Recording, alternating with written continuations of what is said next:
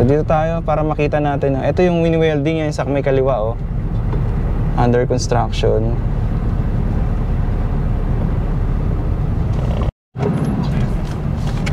Alright, magandang araw sa inyo lahat. Nandito tayo ngayon sa may Imelda Avenue. Galing tayo dito sa NAIA Road. Magmula dito sa NAIA Terminal 2, ang sunod naman nating i-update ay itong NAIA Terminal 1. So dire-diretso yun natin to. At medyo matagal na rin nung huling beses na nag-update tayo dun sa Terminal 1. Itong ang Terminal 1, yung tinaguri ang worst airport. One of the worst airport or worst airport. Hindi naman siguro worst airport in the world. Siguro worst airport in Southeast Asia. Pwede siguro. Kasi syempre may mas mga mahihirap naman na bansa sa atin na mas worst siguro ang airport.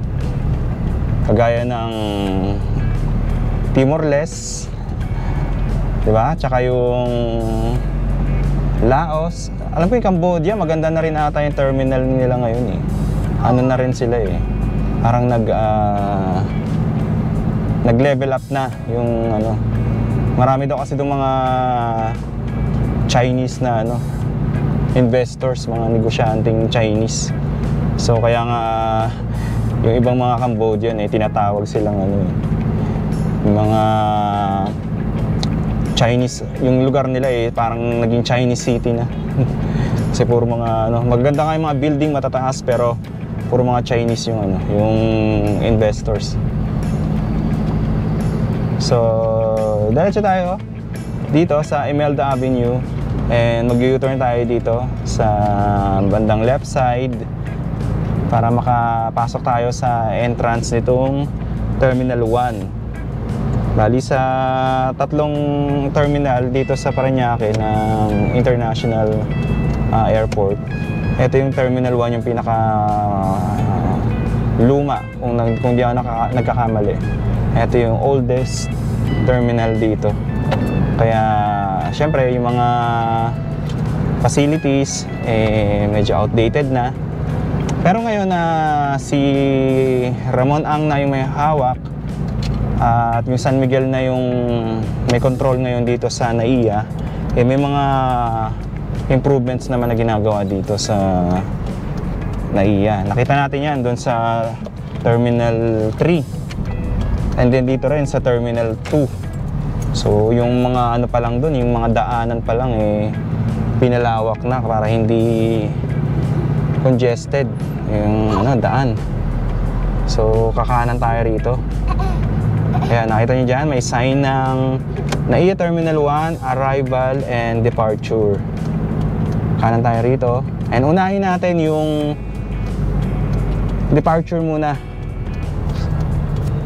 So as usual, pag nag-update tayo dito sa mga terminal, sa airport, yun yung una natin pinupuntahan. So dito sa entrance, ito may parking dito. Ito yung yan, pagpasok pa lang galing sa may Imelda Avenue. May parking na dyan. Tapos tignan natin dito sa kaliwa kasi dito may parking din dito eh. Sa left side. Bali wala na pala. Maluwag na oh, malawak na oh. Open na. Dati may ano pa to eh. Yung gitna niyan may bakod yan eh. Kasi parking lot talaga siya eh. Tapos may mga ano dyan, may mga shop, may kainan, di ba? May karinderya. Wala na.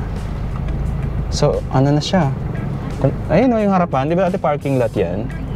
Empty na. Para na siyang ano na, parang rotonda. Ayun, paikot na lang siyang gano'n, no? Pabilog. Oo. Bali dito na pala sa kanan, yung parking B. Ayan, para hindi kayo malito. Tapos makikita nyo dyan, eto naglalakad yung mga pasahero galing sa ano, eto papunta tayo ng departures. Eto naglalakad sila papunta sa parking B.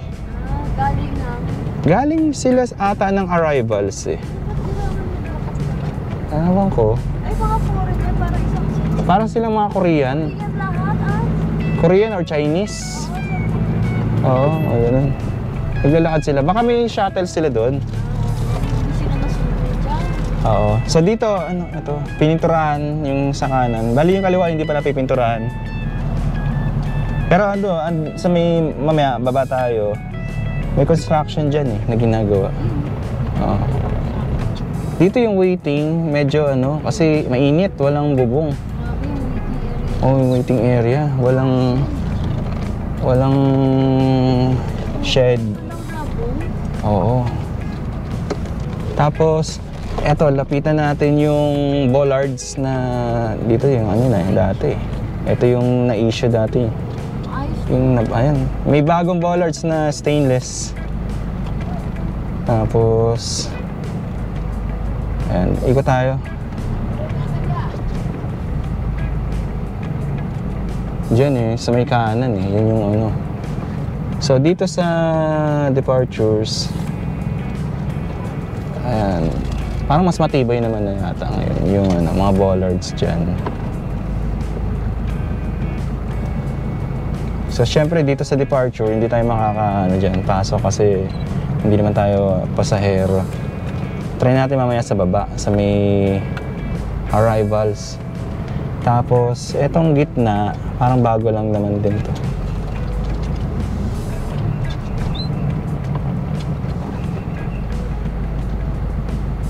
Ayun.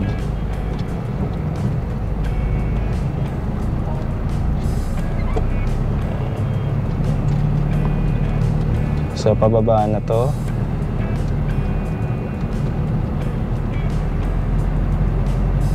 Tapos dito sa kanan, makikita niyo dyan yung ano eh. Kita na, ito yata palabas na to ng sa ano na, Terminal 2. Ayan, pababa. Papunta na ng Terminal 2. Yung kanan dyan. So, ito naman, yung parking dati dito na malawak. Wala na talaga. Ano gagawin? Hindi ko alam kung paano plano dyan. Baka lalagyan nila ng mga ano, commercial establishments or ano. Malay mo, duty free maliit. Pwede, oo, duty free. Okay, sa ikot tayo rito.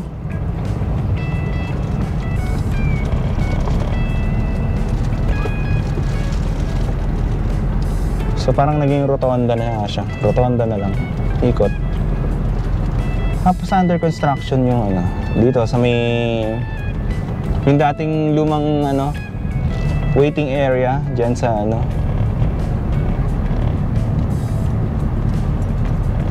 So ito naman yung sa may arrivals, sa main. Dito hindi na tayo makakaliko dyan kasi bawal na dyan, no entry. Ayun sa baba. Baka dyan sila maglalagay ng mga ano, yung mga restaurant, no? Pwede. Parang maliit na. Oo, hindi na tayo pwede makababang gano'n, no? Ay, mukhang maangat. Ay, ay. Okay, dito tayo sa kanan. B1, B6.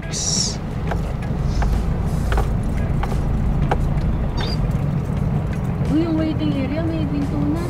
May pinto na. Last door, oh. Mamaya ikutan ulit natin. Aircon kaya yan? Parang aircon, nasa taas ata yung ano, Hindi, pero open eh. open lang. Feeling ko naman aircon yan. Hindi, walang pinto. May glass pa lang. Oo. So dito sa arrivals,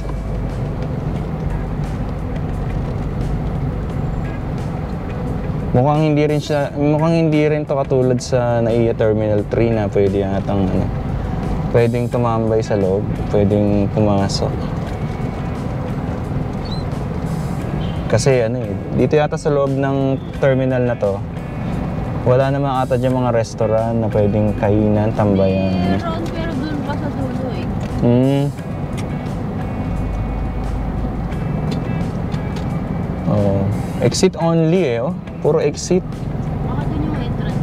Sa kabila.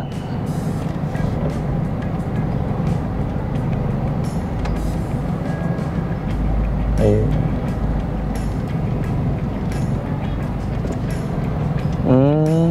Parang ano nga. Parang wala nga matatambayan sa loob.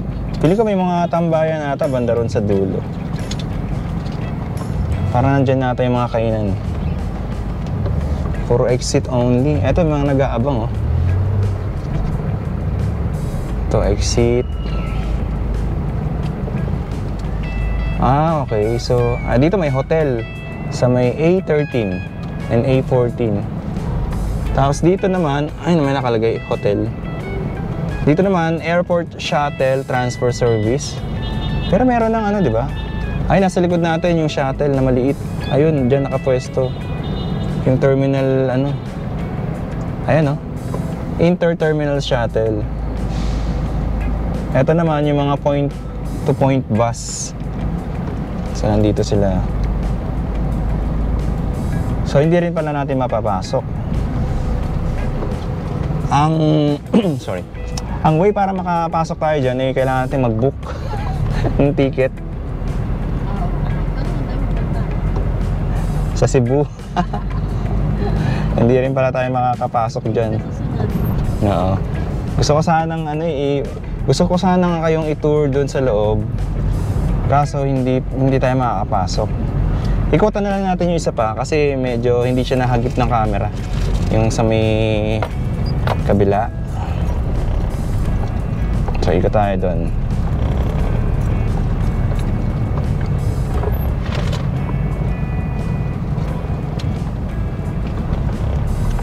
Etong sa may dyan, under construction. May mga wini-welding pa na mga bakal yung pundasyon ng ano, building.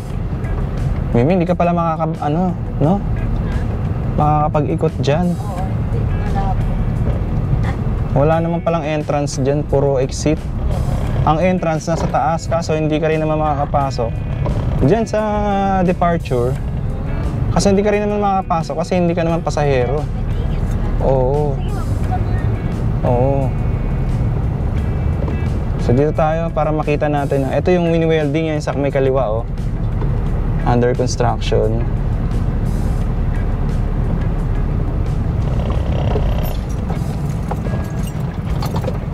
May ano siya, pababang ano eh.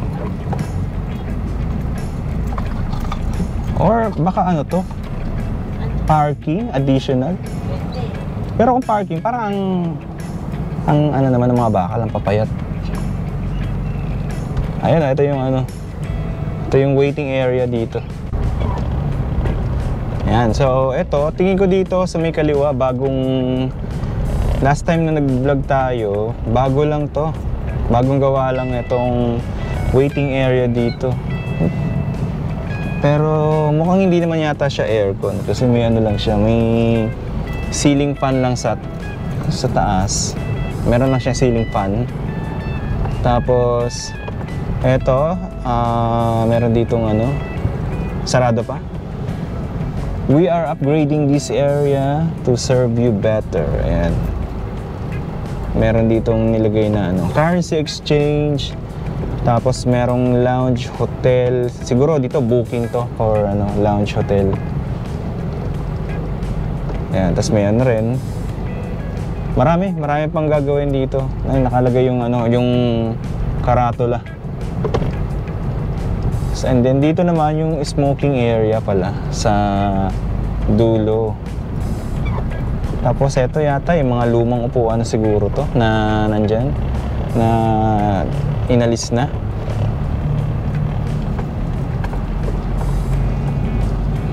Ayan, naka-ready na yung ano, yung mga hollow blocks dyan, tapos yung mga bakal, yung welding na nila. So, tingnan natin kasi ako hindi ko pa rin sigurado eh kung ano yung gagawin doon sa nakita natin yung construction dyan. Hindi ko pa rin sigurado kung ano yung magiging ano dyan, magiging final. So abang-abang lang tayo. Bali alas 3 na ng hapon. Maraming salamat sa pagsama sa akin. Magkita-kita po ulit tayo sa mga susunod na update. Thank you so much and God bless po sa inyo lahat.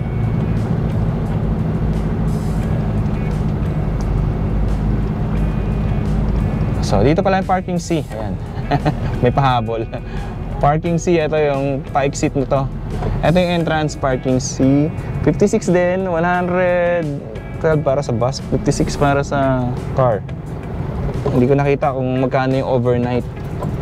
Kung presyo ng overnight parking. Sayang. So yun. Thank you so much. And God bless po. Paalam.